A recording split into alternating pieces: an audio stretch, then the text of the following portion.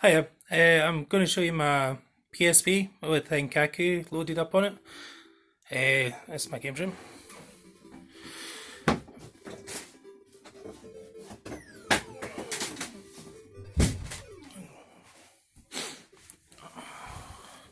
Got Popeye up ready to go. I'll show you around this first.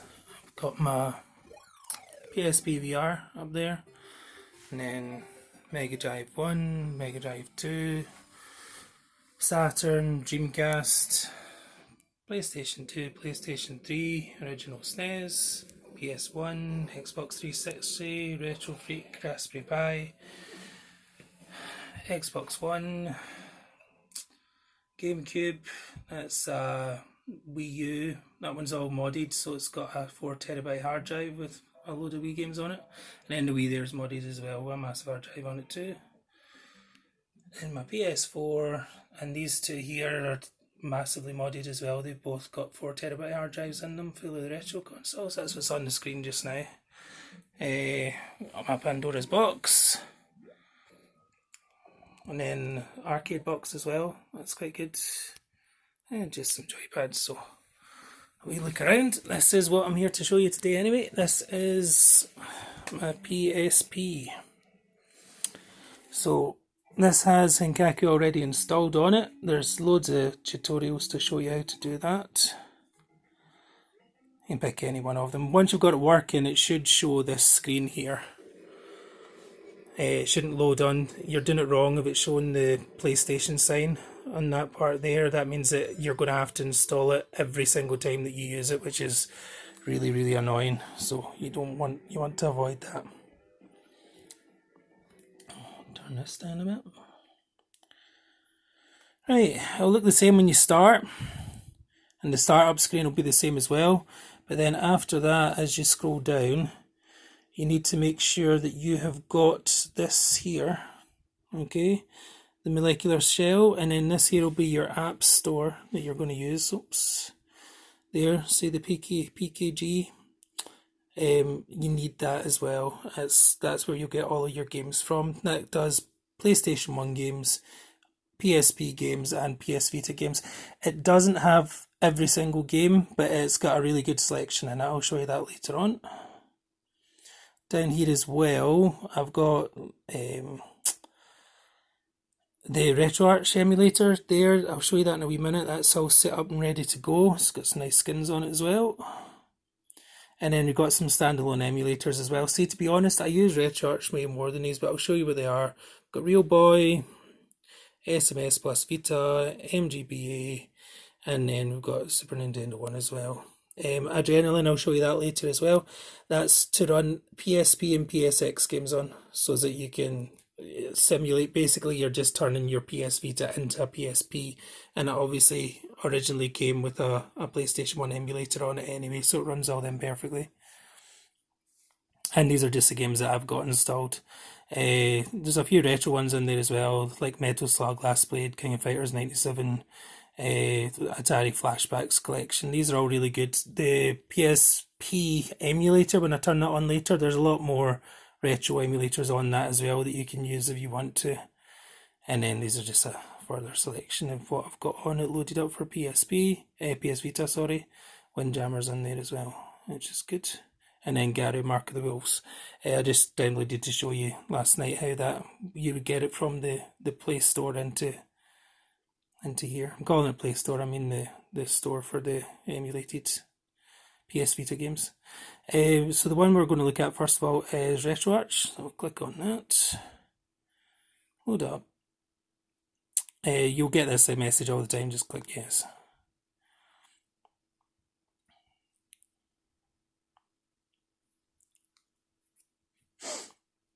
It always takes a wee minute to set up here. Don't worry about it, it'll go black for a few seconds, then turn back on again.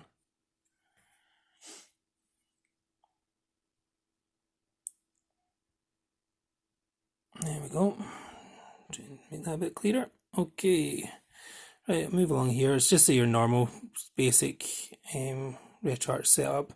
And then we've got Final Burn Alpha all set up here. You can obviously choose what's at the side here. I just particularly like it set up the way it is just now.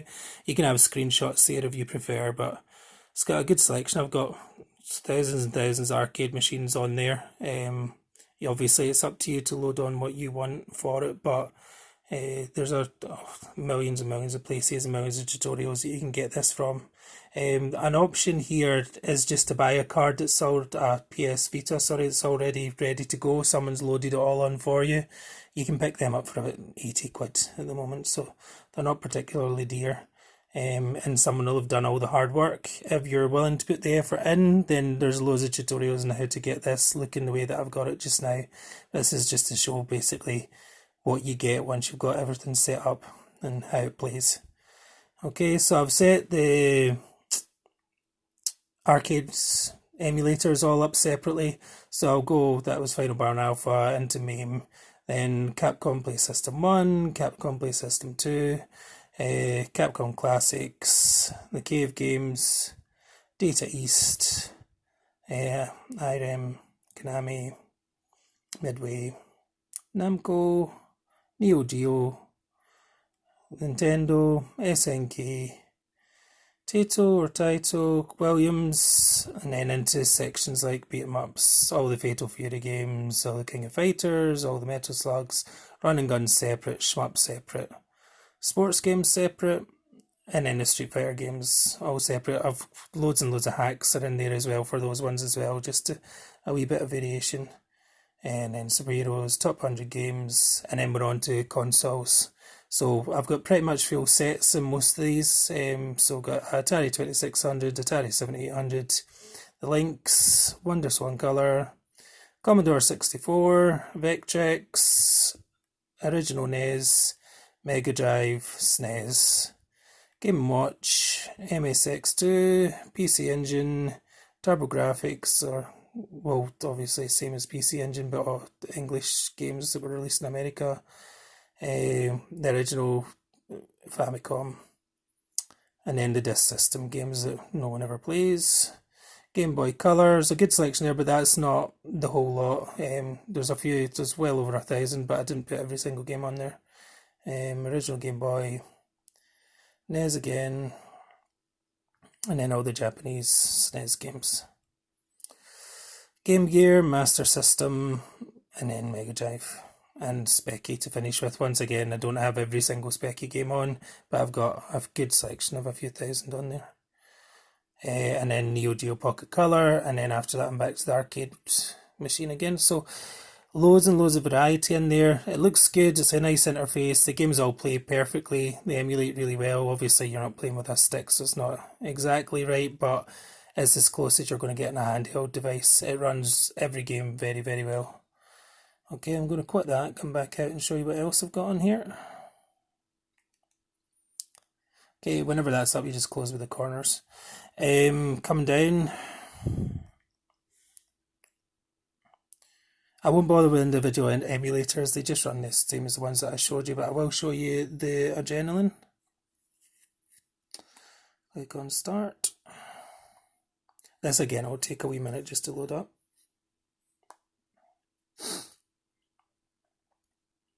It will do that sometimes. It's just the way, like whenever you get a hack Vita, this happens quite often. Just to open it again, and the second time it opens, for some reason, it always runs the second time. You'll find that happens. It's a bit of a slight inconvenience, but it doesn't bother me that much. Now you can see we're loading up the original PSP screen, and that everything here is the exact same as what an original PSP would look like. Has all the same features, everything works exactly as it would have worked before. So you would go to your memory stick to see your games like you would in the original PSP. And then that just loads all the games up. So that was Centipede I'd downloaded last night. So that's that there and ready to go.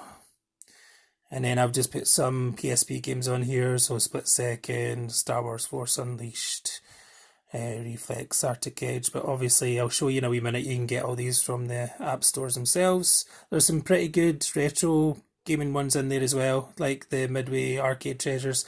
There's some good ones that run really well on PSP.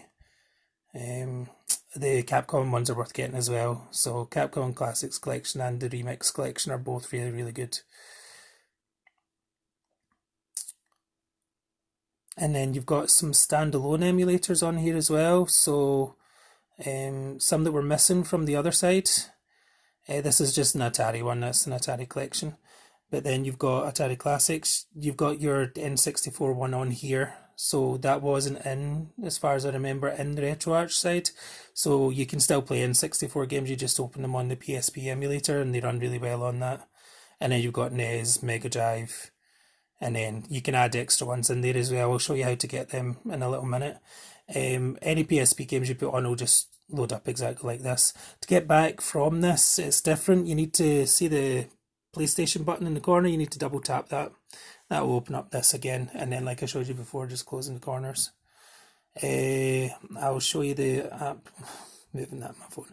I'll show you the app store. So I keep calling it that. It's just the PS Vita store.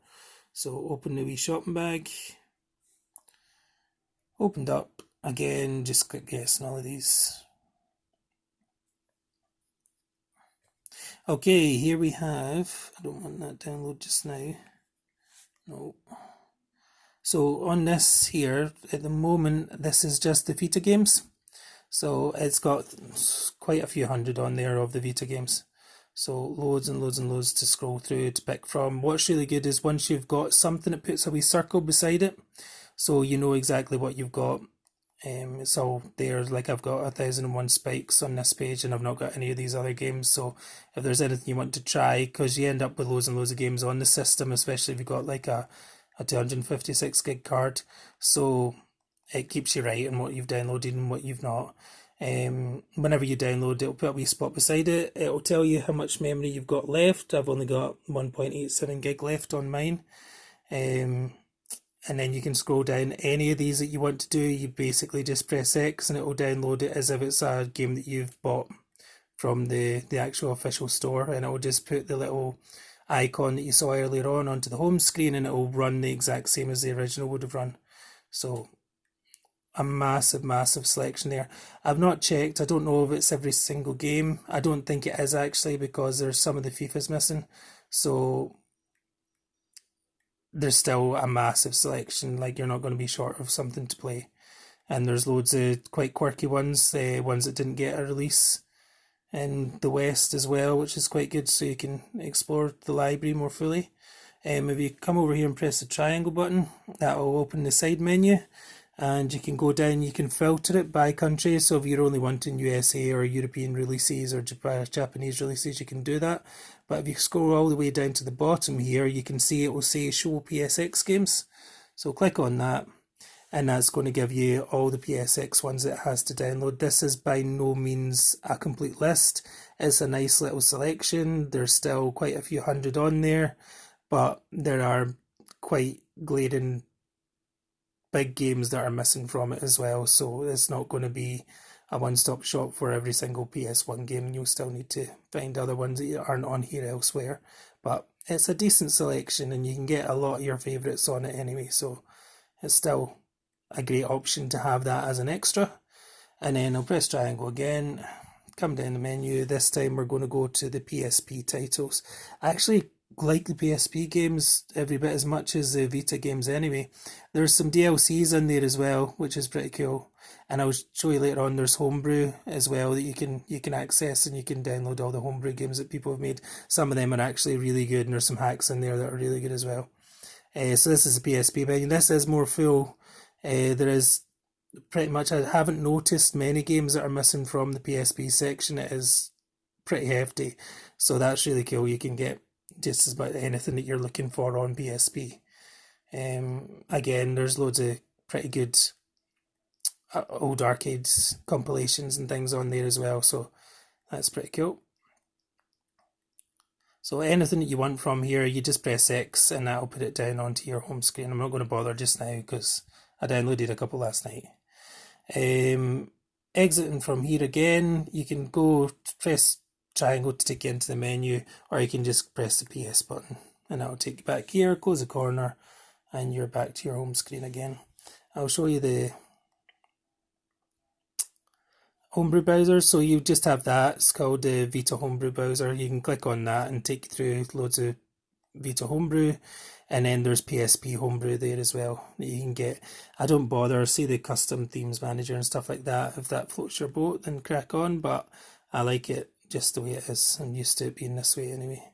This hack here that I have on, that'll work on the fat version. This is the thinner, newer one, but I've got it on my fatter, older version as well, and it works just as well on both of them. So I hope this has helped. I hope it shows you a wee bit of what it's actually capable of, and this kind of apps that you look to install on it as well, and just how easy it all is to work as soon as you've got it up and running. It's a bit of a pain to get it there in the first place, and to get everything loaded on takes a long time, but once it's done, it's a one-stop shop for all your handheld retro gaming needs. So, all right, cheers, see you later on.